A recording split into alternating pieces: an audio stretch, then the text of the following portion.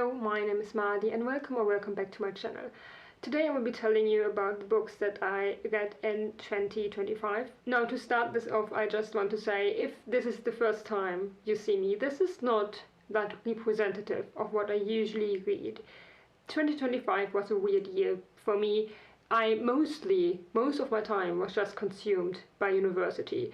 It was an exhausting year, especially the first half of it. I read 12 books in 2025, which is definitely the lowest I've read since I started reading. You can see a downward trend from when I start studying though, which probably just is to show that studying can take up a lot of time depending on the person you are, because I can be very ambitious. I do like studying, but I also maybe don't do it in the most efficient way all the time. I kind of do it, I don't know if old-fashioned is the right term, but I don't like using a lot of digital help, and I should probably get used to that because it would make my studying a whole lot quicker.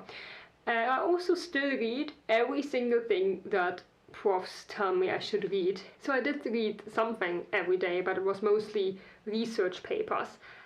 I do count 5 of the books that I read for university into 2025's reading list.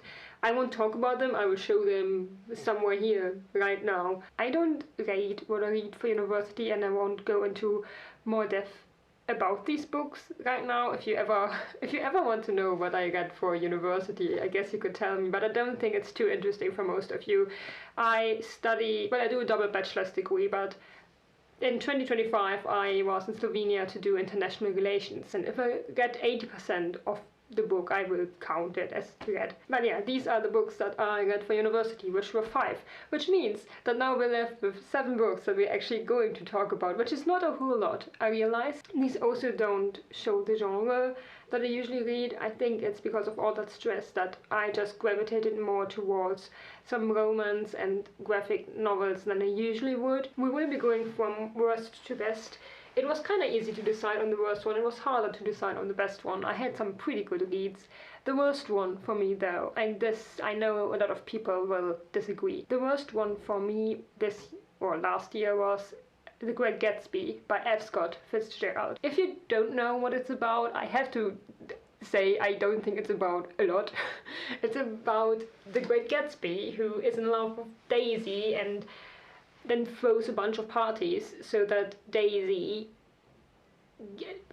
sees him, that he gains the attention from Daisy. I'm pretty sure that Daisy also has a partner in the book. I know that a lot of people will now disagree with me and say that there's a whole lot more in the book than just what I just said. But I just didn't get it. It wasn't, there was nothing there. I think it was about 107 or 108 pages. It didn't click for me. The plot was very thin. Honestly, you could have cut it down by 50 pages and nothing would have changed. And then the characters, I just didn't care. It's not that I found them annoying or that I thought they were stupid. I just did not care one bit about them. I also don't really remember a lot about the book, which isn't a good sign because I read it this summer when I was done with all my studies. And I mean, I did read it in a 24-hour readathon thing, but usually that doesn't really matter to me because I'm bad at remembering plots anyway. But I should remember something about the book, and I just don't. I remember 2 scenes. The first one is, for those who have read the book, the car scene at the end. That's like, the one scene that is supposed to, I think, change things. For me, it didn't change anything. And then I think 2 scenes before that, they're all sitting together. And that's the only thing that I can really remember. And then people will be like, well, there's a lot of symbolicism in the book. But to be quite honest, I don't think symbolicism makes up for lack of character or plot. So yeah, that wasn't really my thing. It is written in first person from, his name is Nick, I think, Nick's perspective, who I think he's a neighbor of the Great Gatsby, and then he befriends him. I have to say, I do sometimes like first POVs. Is that how you say it? I feel like I have this issue every single time I film a video. but I can read from first-person perspective. It's just that it has to make me care somehow, and it didn't.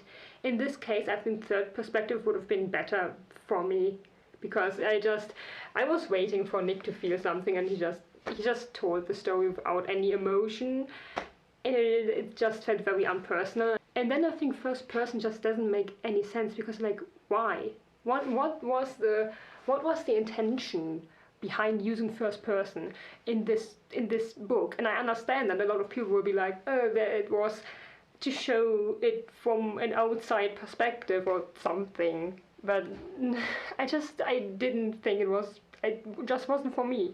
I just honestly did not care about it. I think I gave it 2 stars. I was really hoping to like it, because it did sound, from what I knew beforehand, that I might, but it just didn't. It just didn't click with me. Next up is A Prayer for Old Meany, which I actually have here. It's the only book of the ones that I got in 2025 that I still have in Berlin. This book tells the story of Owen Meany and John, I forgot his last name, Johnny, when he's younger. And the book goes very deep into their friendship. They grow up together, and then when they turn, I think when they're like 10 years old, or maybe 12 or something like that, Owen Meany kills John's mother when playing baseball. You don't need to know anything about baseball, luckily. It's just a very small part of the story, and honestly, they never go to a baseball game again, for obvious reason. But he kills John's mother, and John grew up with his mother at his grandmother's house. He doesn't have, or he does obviously has a father, but he doesn't know who that father is. And at some point his mother remarries to a new man that becomes a stepdad to John, and honestly just a normal dad at some point. So there are several different plots going on, essentially. On the one hand, there is John, who I don't think he himself is even sure if he wants to know who his father is. Every time he does find something out about his father, he also finds out that his mother might not have been who she always presented herself as, that there was a life outside of himself that he didn't know about. And then the other side of the story is Owen Meany, who from a very early age is a very unusual kid. He was born too early, so all his life stays very small. He has a strange voice, but at the same time Owen seems to believe that he is destined for something greater. He is very religious, even though his parents did have an issue with their church. They used to be Catholic, and then they changed the church. Now I can't tell you to which church they went. I have no clue about the different churches in the US, but they changed the church. Nonetheless, even though Owen Meany therefore also has some struggles with the church himself, he believes in God to a point where he thinks he understands what God wants from him, and he thinks that he is destined to do something good in the world. He just doesn't know how. And we see these two characters, John and Owen, growing up together, and doing this, the book also grows up, if that makes sense. So we start out with the children, and the book doesn't concern itself with anything outside of the children's life, but the older these two, boy and later men, get, the more the book starts to insert itself into politics or the society at the time of the 50s and 60s. And we also, the older the children get, see more of John's present life in the, I think, 70s. He moved to Canada and has become a teacher there. We don't see Owen, though, in this later life, and that is the third mystery that this book gives you, of what happened to Owen. Where is he? I liked it a lot. It is definitely a very emotional read, especially towards the end. The older they get, the more serious the book gets. You have to be prepared for that. It is also told from first person John's view, and in this book I think that was done really well. I think it made sense for this book to do that, because it is supposed to show John's memory of his childhood and his early adult life. I still only gave it, I think, 3 stars in the end. For one, part of it just felt very drawn out.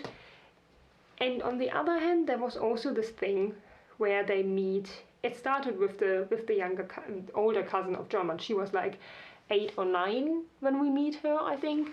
And right from the start, they talk about how sexy she is. And she's 8 at that point, mind you. And I can stomach a lot of things, but I'm not good with, first of all, sexism, and that definitely was also part of this, though honestly not as bad as in some other books I've read. But also sexualizing very young people, especially if it doesn't really have anything to do with the rest of the plot. This was not a discussion of how we treat young girls as young women, or how we treat young women as young girls.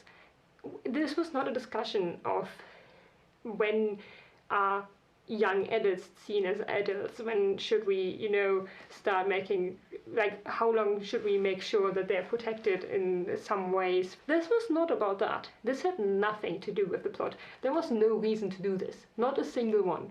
I couldn't find one. And so that made me so angry that even though the rest of the book was pretty good and very amazing, I just gave it 3 stars because, like, why do you do that? What was the reason? And that was just like, that was the one cousin. There was also another teacher. There was a religious, like the wife of a pastor. And there was John's own mother. Even this 9-year-old or 10-year-old Owen would talk about the mother in a way that I found very weird. I didn't like that. I am not a prude. I can deal with sex scenes in my books. I don't care if people are making out. I don't need it in my books, but I also don't really care if they do, especially if it does advance the plot in some way. But in this case, they're children. Why do you write these things about 8 to 10 years olds? Even when they're like 12 or 13, I still find it weird as a 22-year-old to read about how sexy a 13-year-old girl is and about them making out, because there's also some making out, kind of, it's not really making out, it's more like exploration, I guess, but it's still weird. I don't need to read that. So yeah, that was why I gave it 3 stars, because I found it so abhorrent to read about that. I don't need to read about that. From here on out, it was a little bit harder to rate the books in the sense of which one I liked more and which one I liked less. So the next 2 books were kind of on the same level, but they were very different books. The first one is 10 Things That Never Happened by Alexis. This is a gay romance story. If I remember correctly, there is Sam, who he's the boss of a team that works for, I think it was called was it Bath and Beyond, or was Bath and Beyond an actual store? It was definitely a retailer for mattresses and toilets and stuff like that, Anyway, he is the leader of this team of one of the stores. It's a chain, so I think there are like 4 or 5 stores of this chain all over England. And then there is, I think his name is Jonathan, maybe? I'm gonna call him Jonathan. He is the CEO of this chain. And he asks Sam to come to London so they can talk about the situation of Sam's shop. The thing is that Sam's shop isn't working very well, and the reason for that might just be that he has some employees who might not be the perfect fit. They are a great team, definitely, but they are not, like, one of them is, I think, a college student, or maybe 2 of them are college students. One of them is really bad at what he does. He essentially breaks something every day. The other one just doesn't really care because she just needs the money. Then there's one who honestly kind of holds all of them together and they're working pretty well. But there's just something happening every day. Sales aren't going as well as they should. And so Jonathan calls Sam to talk to him, and Sam knows that he's about to get fired because when they first met, they already had issues with each other. So he kind of assumes he's going to get fired, but he drives up to London, tries to think of a way to, not get fired. And then, let me think about it. I think what happens is that he essentially is already being told that he is fired, and then he falls against a shower that Jonathan is showing to a client. And when he first looks up, he's like, I think, where am I, or what happened, or something. And then everyone thinks he's got amnesia, and he kind of plays into it and decides to just, act like he's got amnesia. And now Jonathan feels very guilty because he was kind of responsible for Sam falling, more or less. So now he decides to take in Sam until he's better. And they go to like his villa, and live there together for a few weeks. And Sam meets the family. It takes place around Christmas time, which means I got it in summer, and I definitely did not read it in the right season. It's more of a Christmassy book, honestly. But yeah, that's kind of the plot, I think, maybe. It's been a while. It was a very funny read at times. I did like the humor. The humor is a little bit stupid, but I can deal with that. I like stupid humor from time to time. It's like the typical romance kind of humor, if that makes sense. It also didn't really bring anything completely new to the table for romances, but I don't think that that's why you would read a book like this. The plot, in some cases, I have sometimes issues with romance books being very unrealistic, and in this case, I don't think that your boss would just take you in randomly. If like, there should be like a hospital, and then maybe some kin or something involved, I think.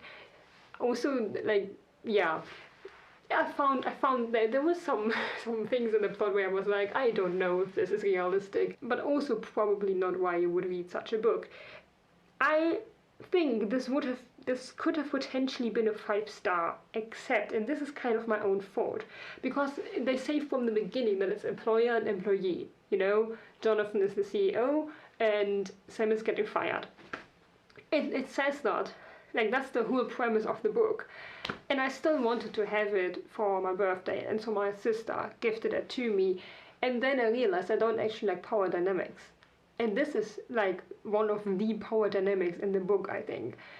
There's literally a boss and an employee. That's one of the most obvious power dynamics you can have, or imbalances. And so I didn't like that aspect. I have to say, I think the author kinda managed to get around that in the end, but still, it was in the back of my head the whole time, and I'm not good at forgetting these things. So I gave it 4 stars. A book just... Wow. Anyway, if you are someone who can deal with that, this might be a good read for you. As I said, I think it could have potentially been a 5-star, but there were like very minuscule things that I just couldn't deal with. The book that I thought was as good as the last one is One Piece by, I always just call him Oda because my friend always just calls him Oda. Eiichiro Oda? Let's call him Oda, because I think that's what most people just say. One Piece is pretty famous, I think. I am still going to, give you the very basic plot, which is that there's Luffy, who I think in the German version he's called Ruffy with an R, but I got the English one. Luffy wants to become king of the pirates. He has this idol that he met when he was a child called... I forgot the name. I'm so bad with names. Anyway, he had this idol pirate guy, the red-headed whatever, who at some point saved his life and gave him the straw hat. And I hope that's not already, I hope that's like in the first volume, because my issue is that I read like the first 3 volumes, but I watched until episode, I think, 80. I'm doing a rewatch until that episode because I want to watch the whole series, because a friend of mine is a really big fan, and I have promised her, and on the other side I also just want to watch it, but I don't have a lot of time to do that. And you can't just watch it while doing something else, because I don't speak Japanese, so I have to see the subtitles, so I have to actively sit down and watch it. Anyway, I kind of get confused about what was in the volumes and what I already saw in the anime or spoiled myself, because my For You page also sometimes just spoilers me on Instagram. So, there's Luffy, he wants to become the king of the pirates, and he's looking for a crew. I think we definitely meet Zoro, or Zolo as he's called in the manga, in the first 3 volumes, who is so far one of my favorite characters, but I haven't really met a lot of them yet, so, you know. He is this sword fighting guy who wants to become, I think, I'm not sure if they say the strongest man, but he wants to become undefeatable, essentially, and so he joins in with Luffy after Luffy helps him escape from the Marines. There are also the Marines. This goes very deep now, but the Marines are kind of like the, I don't know, ocean, I mean, it makes sense that they're the ocean police, but they are very obviously using or misusing their power. Yeah, I'm also just saying not a fan of the whole reading without politics. Reading is political, and if you want to read something political, I think One Piece might be it for you. My issue is that I'm not really good with visual stuff. I know that the whole visual and audio learner type thing is a whole, it doesn't actually exist, but I'm convinced that I'm not trained as well in watching things as I'm in reading things. I also don't watch a whole lot of series or films, so I'm just not used to it, I think, and that doesn't really help me get into a story. So for me, it just wasn't as immersive as the traditional book or the traditional Western book would be for me. So I think that might have been the biggest issue. I still want to continue the series, but they're like 20 euros a book, and I'm done with that in like an hour or two. And for 20 euros I could get potentially, I mean, these days 1.5 books, but it used to be 2 books that I would be reading in like 60 hours or maybe 40 hours. So we have like 2 hours of reading compared to 40 hours. I mean, I could get them from the library potentially. I don't have a library card at the moment. I'm thinking about getting one, but I don't know where I will be living March onwards. So yeah. So no library card for now. I do still want to continue the series, and I will figure something out. Finally, we are getting into the 5-star reads. Again, not really a very good, like there's not really an order here, just the 5-star reads. We start with a German book. Yes, I do still read in German, I'm as surprised as you are, called With Music We Fall by Roxanny Hube. Full disclaimer, I did get the ebook version of this pre-release because I had already read the first 2 books that she wrote. I know her personally. I know her brother personally. She sent it to me to write a review, which I did do. I also originally filmed a video on where I would explain how I rate my books and how I review books. I don't do it often, but I wanted to give you kind of a guideline on how I do it so that you can compare and know why I like books.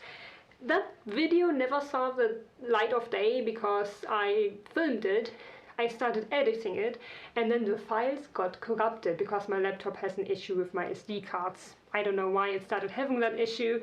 It's a new laptop. It didn't used to have that issue. It has now.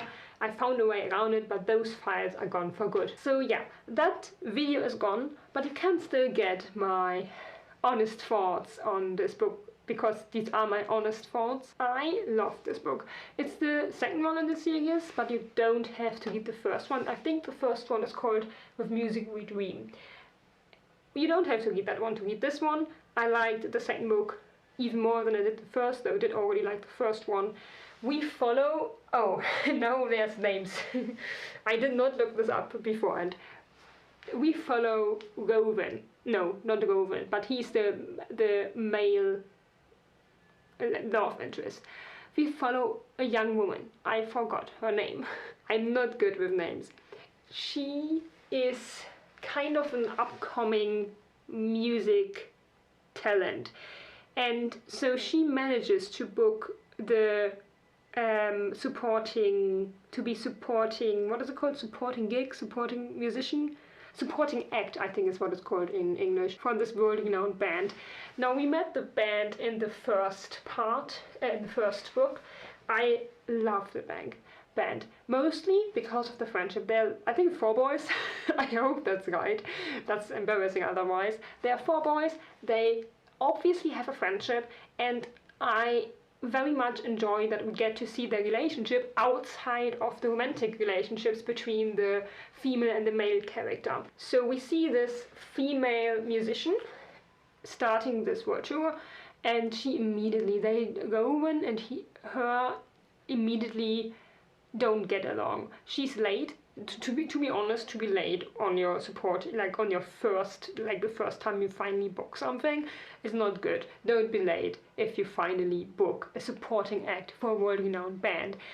And more things go bad between them from time to time, and Rowan just doesn't like her. Rowan, I'm definitely saying the name wrong, by the way, also still has a girlfriend. He has a girlfriend, and he is stressed because the relationship isn't going as he would like it to go.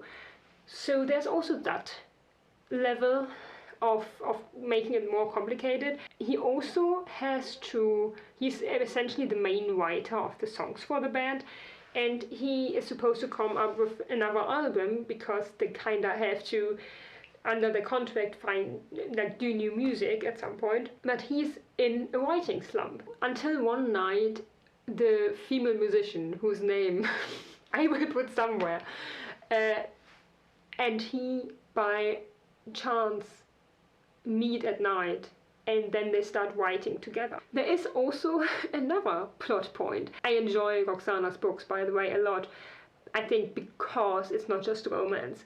I often get bored when it's pure romance, but it isn't in this case. Because the female main character, doesn't know who her father is. She grew up without a father. I think her mother died but later in life. So she's now alone, and she's looking for a father, kinda, and regularly also talking to her best friend about that. And then she also meets another girl at this tour who is a photographer, and they hit it off immediately. They become great friends. They both kind of feel like they don't entirely fit into the tour because she's just an upcoming talent, and the other girl is a photographer who doesn't really necessarily know the workings of a tour. They go on a Europe tour, by the way. We see them at different cities in Europe. So they become great friends as well. And even this photographer she's like one of the side characters, but she is so fleshed out, and she has issues of her own that she talks about to the main character, and it makes so much sense in my head in a romance book to not just show the two people who are, the main love interests, but also show the people surrounding them, because I find it so stupid in romance books specifically, when they only have, the only thing they talk about is these two characters that fall in love with each other, and it's the only thing that you ever hear about. And I'm always like, but do their friends not have any problems in their life? And in this book, and in Roxana's books generally, they do have a life outside of the love relationship, and that is what I enjoy immensely. Now, if I wanted to put it into a trope, it would be enemies to lovers, but in a non-toxic way. There's definitely this thing that they don't get along, and I'm not even sure if I would say they hate each other, but they definitely don't like each other in the beginning. So I guess it's enemies to lovers? Kinda? Yeah, let's go with that. Unfortunately, this book is only available in German, so if you somehow stuck to this review, even though I said at the beginning it's a German book. I'm very sorry about that. I hope I made it clear enough in the beginning. It is only available in German. It is also self-published, which if you want to support a self-published author, this would be your chance to do it, especially in Germany. I don't even know how many self-published authors we usually get. I don't read a lot of German books, which I probably should. We're getting to that later. The next book I read was Homebody by, I wrote it down, Theo Parish. I think that's the name, Theo Parish. This was kind of a coming out story. It's more of it's a graphic novel. I'm not sure if I want to call it a novel because it's non-fiction. It's about the author's own experience with coming out as non-binary. First of all, I really like the art style. As I said before, I'm not the most visual kind of person, but somehow this art style just catch me more. This art style just spoke to me more. It's mostly like pastel tones. I don't have the book with me here, unfortunately. It's like pastel violet tones, I think, some pink and blue in there. It's a very nice color scheme, is what I want to say. And the whole premise of this book is that the author tries or has tried in their life to find themselves, to make themselves their home. So if you're who you want to be or who you're meant to be, you reach your homebody, and then they show it by turning these people into houses, essentially. It's a very good concept, in my opinion, of this idea of you can only feel at home and safe if you are who you are. It was a very personal account. It felt very raw in places. It was so emotional. I flew through it. I was done in like 1 hour or 1.5, and then I went back and looked at some of the pictures in more detail because, as I said, the art style is really nice. It felt very calming as well. And I did read it as a break from the big fantasy book that is coming up. It did feel very relaxing, but also it makes you take a step back, I think, and think about how hard it can be for non-binary people in this world, and I think that was very well done. It's definitely one of my favorite books of all time, because of 2025 as well, but 2025 wasn't really a year that there are many competitors, so it's definitely a favorite of all time. I don't read a lot of diverse books, I've come to realize. We are going to come to my wish list for 2026 and the following years, but just to take this away, I will try to read more diverse books, not just queer books, but also more POC authors and authors with disabilities who are talking about their experiences. And I think that Homebody was a good starting point for that. Last book on the list, we're almost done. It was also the last book I got in 2025, and it definitely was one of my favorite books as well. Jonathan Strange and Mr. Norrell by Susanna Clarke. I already talked about this a lot in my last vlog. I try not to be too repetitive here, but it was fantastic. It was this, the idea is that in England at the beginning of the 19th century, so I think we start out in 1807 or 1806, somewhere around there. We started out in York, and magic has disappeared from England, but the knowledge that it existed is still there, and there are people who call themselves theoretical magicians, but there hasn't been a practicing magician in centuries. And then we finally encounter one in York, and he proves that he is in fact able to actually do magic and not just talk about it. And then he moves to London and tries to meet some higher ups, some people in the government, people with power. And he says that his aim is to bring magic back to England, but in reality it is to make sure that he is the only practicing magician. It isn't really explored why he does that, if it's more from, I think it might be an ego thing, that he is so certain of himself that he wants to be the only one who is allowed to do that.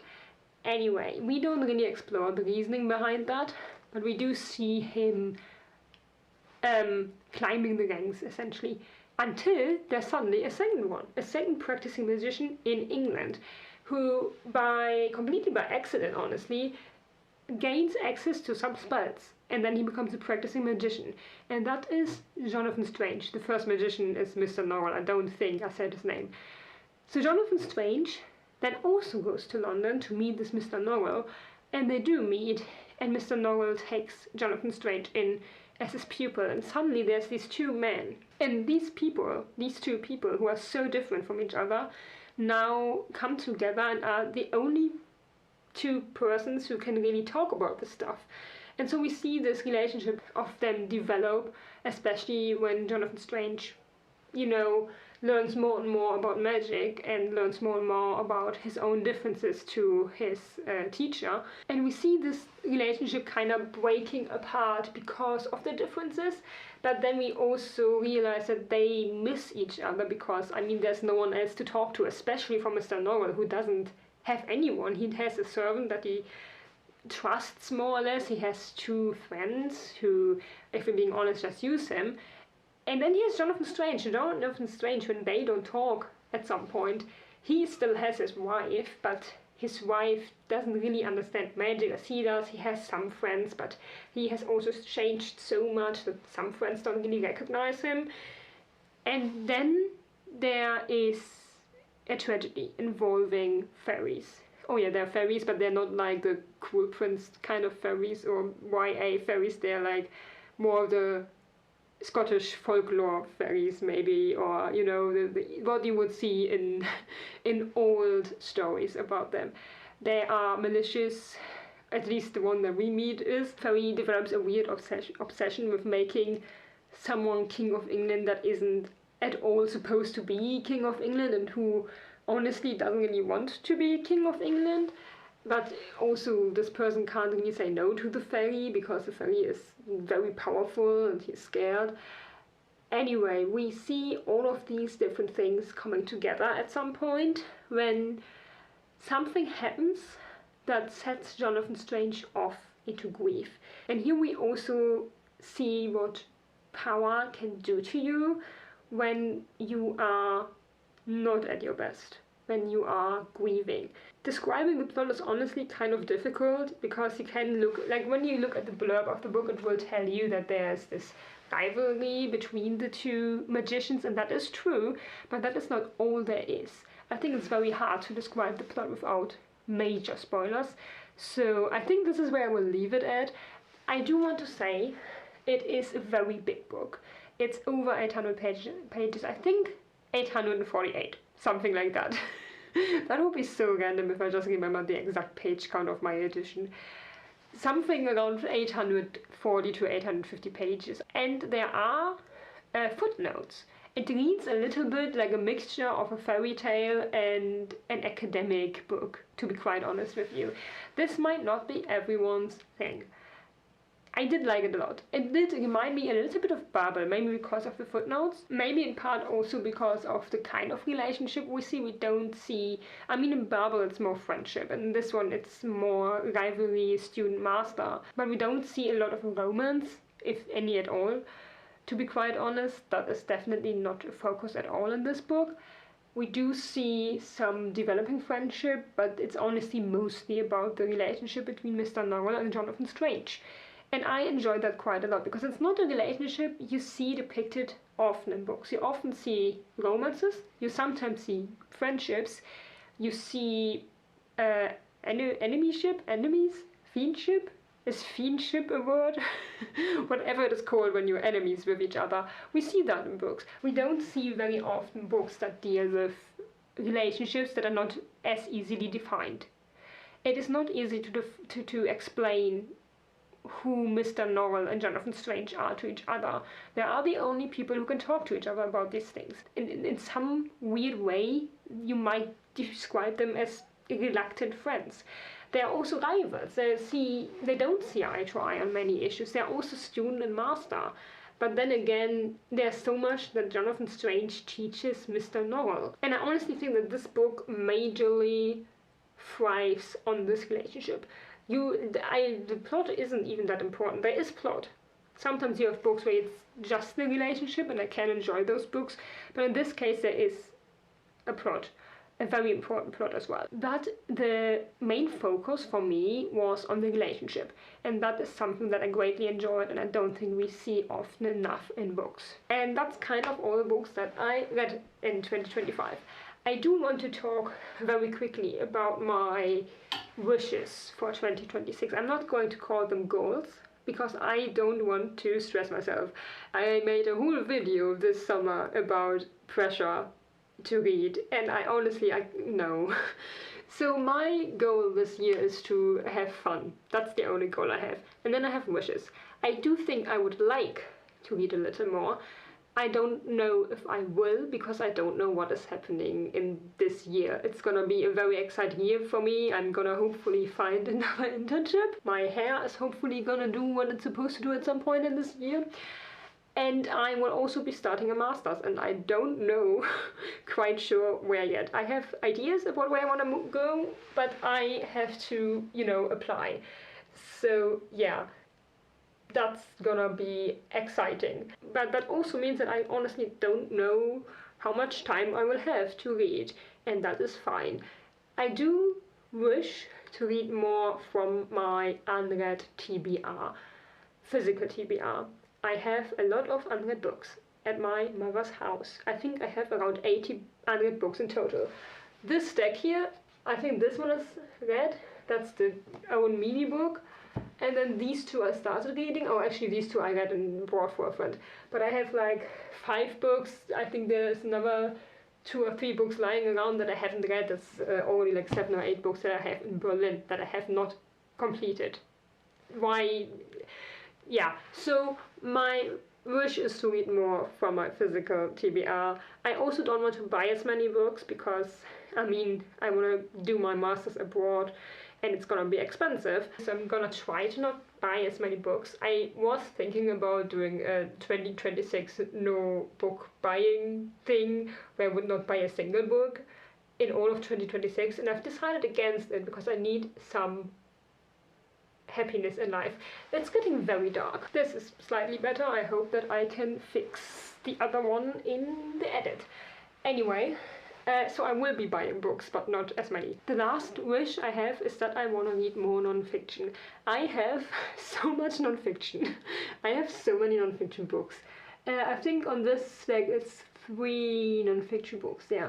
But of my unread books, I think half of them are non-fiction. I enjoy non-fiction a lot as a genre, but I also used to be a full-time student. I'm still a full-time student, but I'm at the moment doing internships, so I don't read as many academic papers as I used to last year until November when I finally finished my bachelor thesis. So that is also something that I would like to do more, reading non-fiction. And as I already said, I would like to read more diverse authors, specifically authors and not just books. I know that sometimes there are books written by diverse books showing diverse themes written by people who themselves would not count as like diverse authors.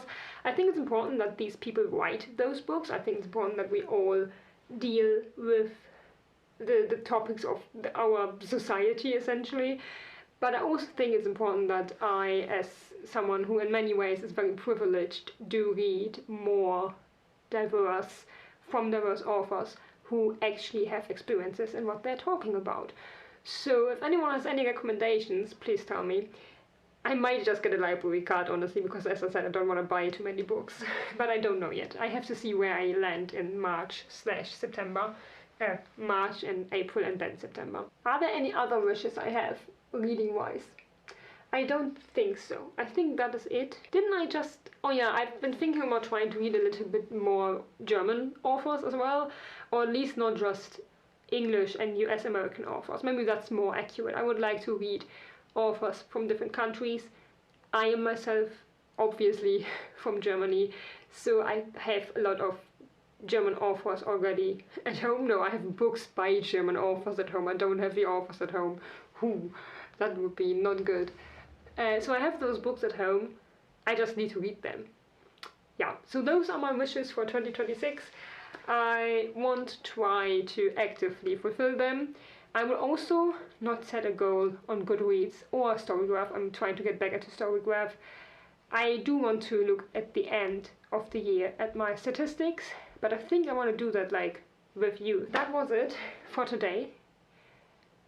I have a lot of footage I definitely need to shorten a lot. Anyway, I hope you enjoyed. Tell me what you read this year. What was your best book? Maybe some recommendations would be nice. Thank you for watching, and I hope to see you very soon.